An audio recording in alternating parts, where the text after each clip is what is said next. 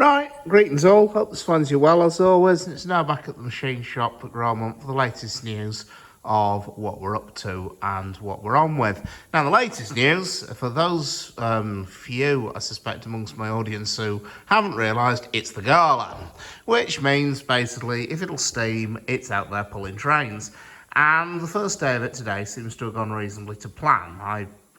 I'll be honest, my sole judgment of that is nobody's entered my bit of the world in a panic, needing this, that and the other. The worst of that is Adrian Dennis with a nut that he needed 20 thou skimming off so to fit a set of safety valves. So all in all, it seems to be going very well. It seems to be going to plan.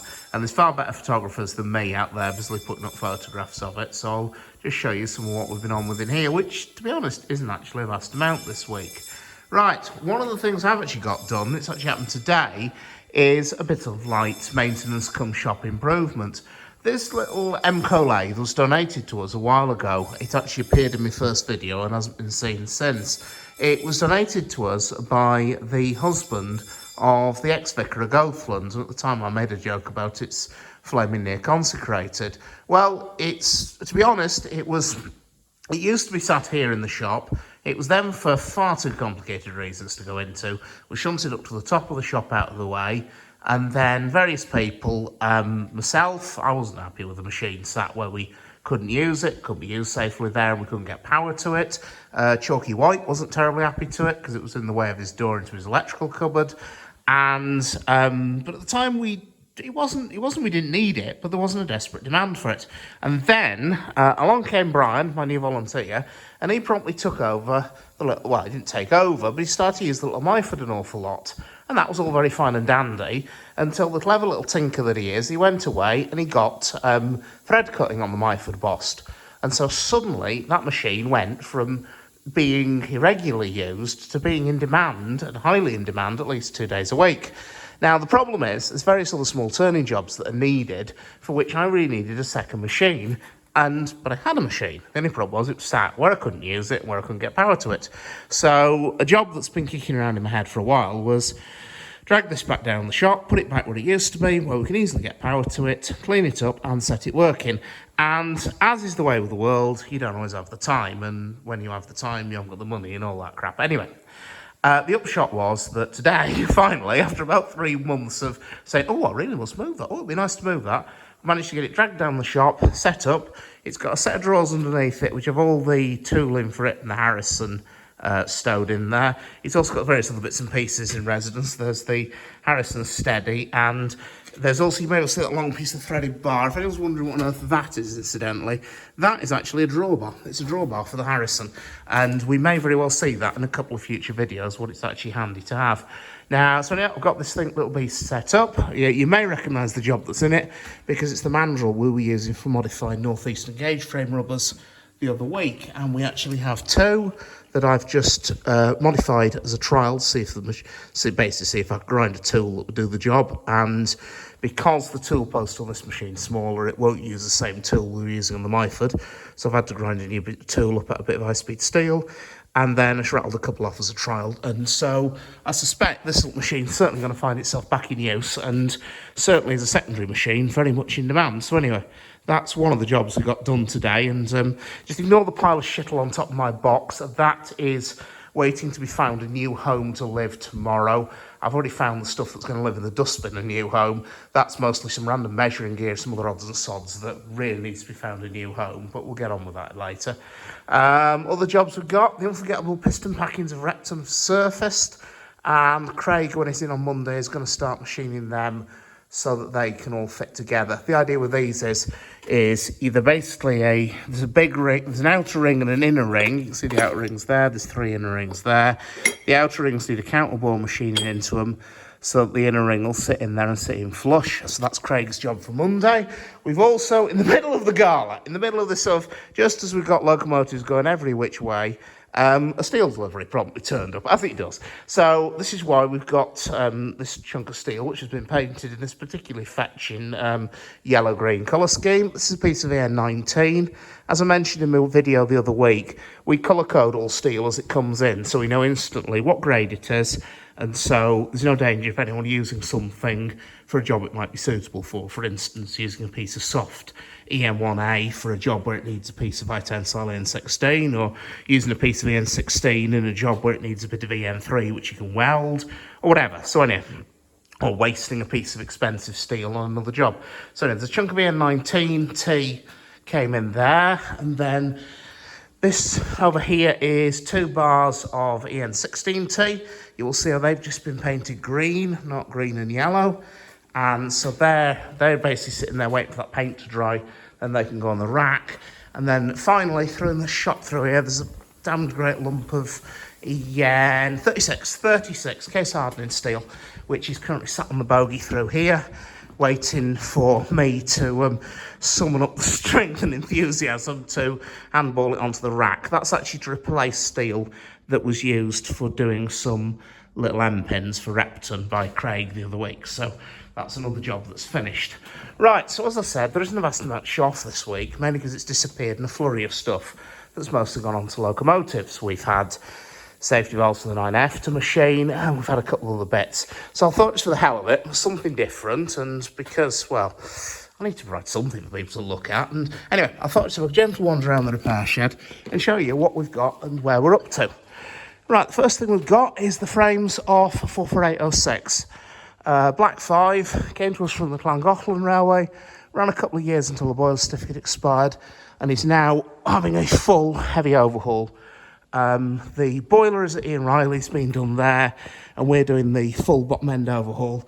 So as you can see, the frames have been completely stripped. The white on the frames there, incidentally, is where Sean Bowler's been doing some NDT work. LMS horns have a tendency to crack around the bottom there, so Sean's been NDTing those areas to make sure there isn't a problem.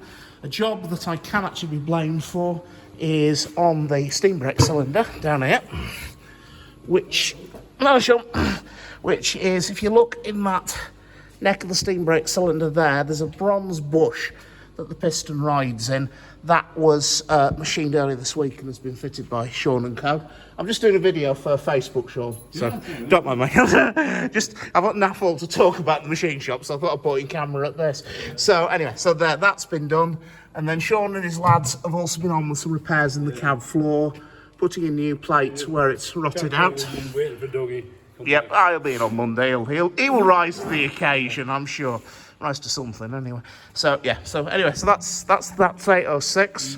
What, Sean? And you've been on with it was running board brackets, wasn't it? That bit there. Yeah, one of the running board brackets there. It's been. Bit off the pedestal. Yes. Yeah, I recognise it. Reach rod is on the floor. Yeah. Yeah, I thought I saw that. Yeah. I've had to take that bit off because it's so badly corroded. Oh yeah, that is a bit rotten, isn't it? It's all over the place. Oh yes. Yeah. If anyone's folks incidentally doubting why we're doing this, let's put it this way: some of these pieces you should not be able to see daylight through, and there you go. You can see how that's the amount of corrosion we're dealing with as well. So yeah. No, it's in between the rivets. Yes. And it's only a bit it's only a bit that Peter Best wanted changing. Aye. Yeah, he initially said just take the rivets out and put bolts in. Yeah, yeah. The trouble is, there was that much corrosion underneath, and this crack split. Yeah. I just thought we'd get rid of it.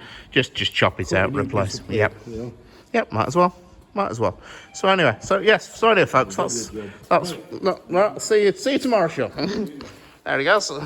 Sean's in charge of our overhauls here, and he does a smashing job. Eventually you're going to retire, and I'm not quite sure what we're going to do at that point. Go into terminal decline, I think. What's that, mate? Not me, I wasn't there. Don't know. Don't know. Plead the fifth. Not my fault. Not guilty. Might have been John just to get them in. Yeah, probably. Yeah, probably. I don't know. No, not my circus, not my monkeys. I wasn't there. So anyway, another job that they've done is they've also taken the front buffer beam off, and because this was quite badly bent, all the gusset plates here have been straightened and re-welded. And then one of the jobs that's actually coming my way, well, actually no, it's probably coming either Craig O'Brien's way, is these buffer beams, as made, would have been riveted onto the frames. The only problem is they were riveted when it was just the buffer beam, when they were riveting the strengthening angles onto it, and then riveting the whole lot into the loco frames. What we're doing is riveting the buffer beam back onto the strengthening angles, which are already in the frames. And the problem is, quite a lot of those rivets are inaccessible for the riveting tools, because you need, of course, to get into both sides. So the idea we've come up with is that some of these, I think it's the top and bottom rows and some of the ones at the ends will be riveted. The rest we're going to bolt. But so it will look right, what we're actually going to do is produce a series of custom-made bolts. They're basically a bolt-threaded shank, but they'll have a dome head. So from the outside, it'll look just like a normal rivet. And that's what one of those pieces of, oh, it's actually what those two pieces of EN16 we saw a couple of minutes before. So anyway, that's 806. Other things we've got in here at the moment are the Drury shunter, which is in for some TLC, engine overhaul, and a few other bits and pieces on it, which just wear and tear, basically. The Class 24 Helen Turner, she's a long-term overhaul, very heavy general overhaul. Bob Fussy and his lads are doing a smashing job on her. As you can see, the amount of primer shows where a lot of new steel's gone into the body shell, and trust me, that is just the tip of the iceberg. There's an incredible amount of work going into that engine, and she's going to be absolutely tipped up when she's finished. And then in front of the frames of 806, we have our driving wheels with the axle boxes which have been popped off. They're going to have to be measured up and find out what needs machining. In front of us, the bogie frame and wheels, they're actually waiting on me. They're waiting on me to machine the bogie axle boxes, which you saw the other week. I've got them half done, and then they got kicked into the long grass because all the jobs prioritised them. And then in front of that, you can just see the frames at 75029. There isn't that much work required on 75029's frames. It's mostly boiler work she needs, but she's basically the next in line. And then in front of her is the steam crane, which is pretty much finished. Brian's got all the bits done for that. I've just got some big end and small end brasses to machine, and then that's pretty much ready and done to go. So anyway, folks, something a bit interesting, something a bit different, and as I said, it's the gala, and it seems to be going to plan at the moment. I could regret saying that tomorrow.